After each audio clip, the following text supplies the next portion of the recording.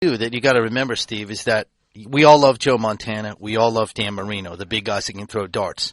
We don't love Blaine Gabbert, the big guy that doesn't throw. Like, how many Montanas, Marinos, Mannings are there? So I give the Niners and Jim Harbaugh all the credit in the world for taking this kid and building this offense that was very hard to stop. That read option today on that long touchdown run where they brought in LaMichael James and they said, okay, here comes the switch up. We're going to give it to James. He rides James into the middle, pulls it out, and goes 55 yards.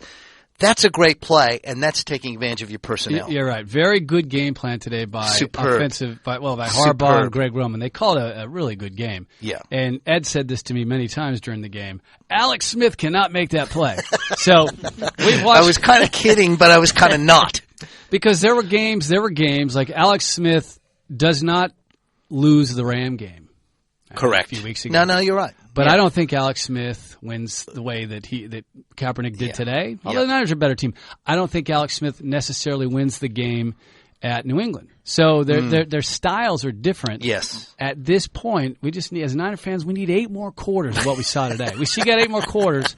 We're throwing a 6 Lombardi in at Santa Clara, and all's good. But that was really good game by the Niners. It was, I agree. And they look really good going into next week. We'll need to take our first break shortly, but a couple of SMSs coming through. One, don't downplay the Ravens. Ravens finally managed to have one of their best defensive teams on the field today. Agreed. No, I'm not downplaying the Ravens whatsoever. They deserve to win. The good thing about the Ravens, though, is that when you looked at this team this year, their offense was pretty decent. Yes. Flacco's been good. Yeah, the defense struggled. They had a lot of injuries. Yeah. So everybody's back. Everyone played well, and that's one of the reasons I picked them. I picked them at the beginning. It's on the air, right? Them and the Niners to be in a Super Bowl. Could happen. It could, right? Could happen. Sure, right. Another one here. Can we please end the is Peyton better than Brady debate? It's clearly Brady. Is it harsh to make that decision based on No. I agree. I've agreed with that person for a long time. Yeah, I've always thought Brady. I've said Brady's the best quarterback in the NFL for the last however many years that question's been asked. Yeah, I said that too. Yeah. I think. I mean, I get the whole Peyton. Peyton is. I think you have to understand a little bit about that position. I don't think that someone who doesn't watch a lot of football can look at Peyton Manning and go, that guy's really good. But if you've ever played the position or you understand anything about it, you realize how much is going on a football field. And the fact that any one of those guys could hit you hard enough to kill you. And the way that he's able to the mental side of the game, I don't think there's ever been anyone better. Well, as someone said this year, too, he's the best receivers coach in the NFL. I mean, he came in and took over a Denver receiving corps that was okay. Demaryius Thomas had a lot of promise, but dropped some balls. Right. Decker the same way. Yeah. So he's really created and helped improve a receiving corps that was not super. Brought along Tammy, obviously, who is a very, very good tight end. But Jacob Tammy. But that's not exactly, an ace receiving corps. And Manning's had a lot to do with the way they've improved. That's right. Now, we do have to take a break. Phil Hughes is wicket-keeping for Australia at the moment, so either Brad Haddon is bowling or he's off the field. One or the other. He's off the field, Timmy says. So I thought it might have been a Matty Wade-type scenario again with a leg-type injury. So Phil Hughes keeping wicket again for Australia, which is interesting. Clinton Mackay back into the attack. 1 for 66 is the scoreline. We'll take a break. Al Iskander will join us on the phone after this to go through all of the markets from Betstar. So Al couldn't get into today's games. I think he's probably still in the spa. He's on a boat. Al will be calling. We'll be out somewhere in the bay. Party on the Yarra or something like that. We'll have a look at the NBA markets, the NFL games to come. This is Betstars and Stripes. When you bet with Iskander's Betstar, you know you are betting with a 100% Australian-owned company who are committed to providing the best customer experience in the business. We'll take a break and back with more after this. This is Betstars and Stripes. Welcome back to Betstars and Stripes. Betstars and Stripes is the home Betstar is the home of US sport in Australia, and to celebrate they have $2 power lines on all NFL games, including the playoffs from 4 p.m. every Sunday. Head to betstar.com.au or betstar.mobi to take advantage of this great deal. We are going to talk about some of those fantastic markets now. We've got Ed White and Steve Salisbury with me here in the studio, but Al Iskander from Betstar joins us. Al, Happy New Year to you, and nice to have you on tonight. Thanks very much, Dasher. I appreciate that. G'day, Ed. G'day, Steve. I wasn't in the spa. I was actually sitting on the couch having some dinner listening to you guys. But, what else would I be doing on Sunday night? Of course. Al, are you celebrating a good day today at Betstar, perhaps? Yeah, the Baltimore game was a good result for us. It was, I missed the beginning of it, but I did watch the end of it, and what an extraordinary game, what an extraordinary outcome, and I think I'm on the Ravens now. I think I'm sort of cheering them home. You have to. They played really well, and I know they. What was the spread going into that? Was it? It was like 7 points. Wasn't I thought it was like 9, wasn't it, or 7? No, maybe not. I'll tell you what it was. It was Alan 9.5 points. Yeah. Baltimore there was actually a little bit of money for them. They're $4 into $3.90. Denver were $1.25. So expected to win and expected to win reasonably easily. And the line or the handicap, if you like, was 9.5 points. Yeah, that even as a Broncos fan going in, that's a big line in a playoff game against the Ravens, I think. It is. So that was proved to be, didn't it? Well, that was, and the game was very close, very tight for a lot of the game. Yeah. It was just fantastic to watch. Any playoff game in NFL, NBA, it doesn't matter what it is, that goes into a double overtime. Yeah, it's always true. going to be exciting to watch. And for Baltimore to be away and win as well, what a great story for the NFL and what a great story for everyone who's a US sports enthusiast. No doubt about that. How did the Niner game go the way you thought it would? Yeah, the Niner game went according to plan. The Green Bay Packers were $2.22, pretty solid market in that. San Francisco were $1.68, and they were pretty solid all week. So they were favourites. They thought it'd be a closer game than it probably ended up being, but that went according to plan. Which today's results have probably thrown the Super Bowl market into on its head a little bit. Denver were favourites to take out the Super Bowl. Were they really? Favourites. Yeah. What were the Niners? Green Bay were third favourite. They were $6.75. So they were first and third favourites are out of the Super Bowl now, and the market looks like this. We've got New England still as favourites because they're $3. Yep. The 49ers are $3.25. They're obviously through to the next round, and so they're pretty short. Atlanta $7.50, Baltimore $8, Seattle $8, and Houston are the outsider now at $13. Alan, let me ask you this: Seattle is the outsider? Houston is. Oh, Houston. Alan, how? So you're telling me that Green Bay was third? Green Bay is a very unbalanced team. That is, it's very easy to figure out what they're going to do, and if you know what a team's going to do, that's half the battle in stopping them from doing it.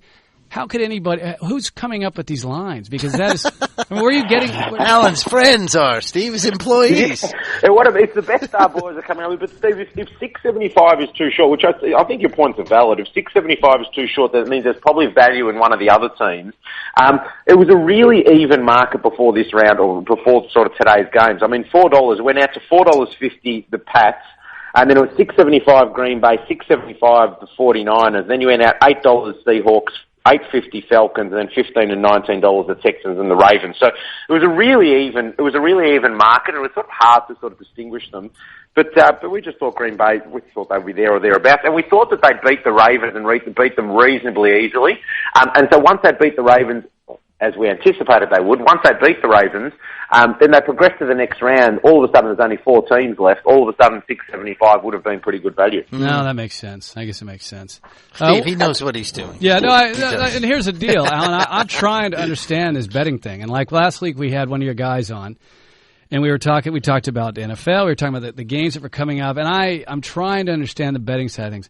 So tomorrow we've got 2 very good games. The first game should be very tight. Seattle is playing in Atlanta. That's on at 5 a.m. So get your asses out of bed and watch that, because I think it's going to be one of the best games of the season.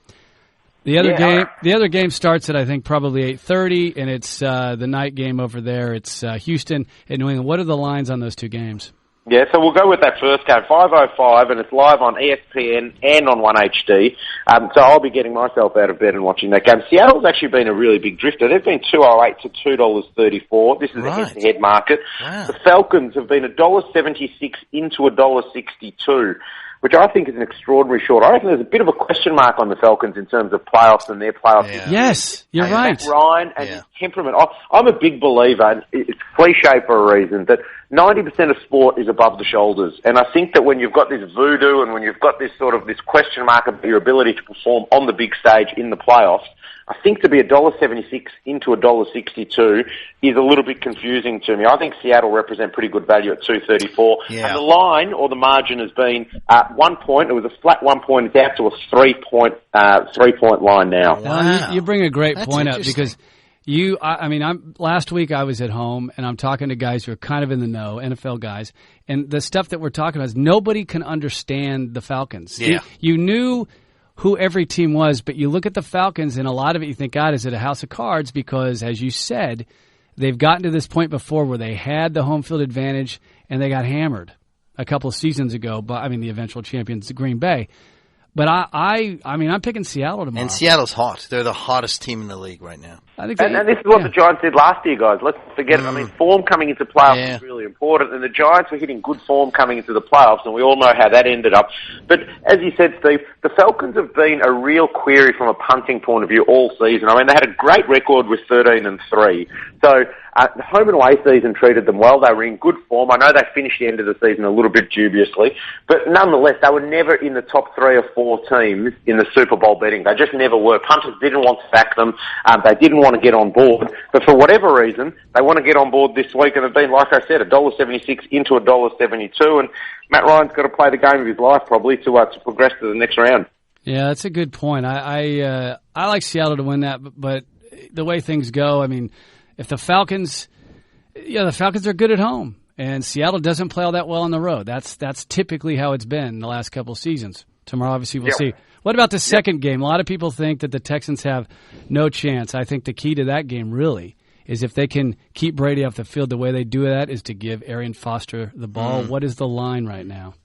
Yeah, so the line is 9.5 points. So, the market would agree with you. And it's a really interesting matchup with these two teams because you've got polar opposites in terms of their playoff experience. You've got Houston without much experience, and you've got New England who have sort of been there, done that, and probably got one of the most experienced teams in terms of playoffs on the field in this playoff series. So Houston's been $4.40 out to $4.60. The Pats have been $1.22 into $1.21. The line there is 9.5 points, and the overs and unders in terms of the totals is 48 flat. But this is going to be a really intriguing game, and the market's going to suggest that the Pats will come out and they'll be too strong. And I heard you guys debating before between Tom Brady and Peyton Manning, who's the best quarterback at the moment, arguably all time. And with Tom Brady at the helm, they're going to be hard to stop. Well, they will be. And the other thing that you have to think about for tomorrow is these guys are playing an evening game. So this game starts 4 p.m. or actually 7 p.m. East Coast time. Yep.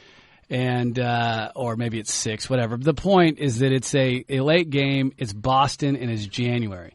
So I don't know what the weather report's going to be. I'm looking at it right now, Steve. It's going to be cold, but it doesn't look like there's going to be any rain. Okay, so if there's rain, I don't know if you saw a few weeks ago, the Niners went back there, and it was about close to 0, and there was just a freezing rain the entire night, and it's so hard to hold a wet football, and there's a lot more fumbles, turnovers, and that can change a game instantly. So I always have to keep that in mind. That's one of the great things about this game, isn't it, Steve? I was watching SportsCenter, one of the shows after the NFL today, and they were talking about the prep that Peyton Manning did for this game because they knew it would be cold, and they were talking about he was wearing two.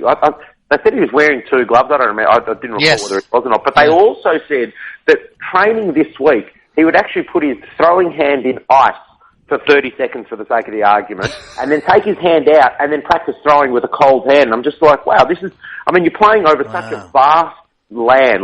You're flying East Coast, West Coast, North and South, and there's such extremes in weather temperature, and there's just another variable for the game, and that's just what makes it so exciting, isn't it? Yeah, it certainly. Well, and this is reminded me. We talked about this a while ago. I was talking with a friend, and we talked about how in the old days there were no indoor stadiums. So the games we grew up watching, by and large, playoff times, December, January, often in Green Bay, Minnesota, places like that. There was a lot of snow out. There was a lot of rain. There was a lot of frozen fields. It was such a different thing. And that game in Denver, a little bit today, reminded me of some of those games I watched when I was a kid. It started to snow late, and I thought, if the snow comes, that's all that we need to make this a classic. Because you're right. There's so many different weather patterns, and this time of year you can get some crazy stuff. Yeah. Yeah, it's amazing. Maybe I'm getting old and getting nostalgic, but I love watching it when it's like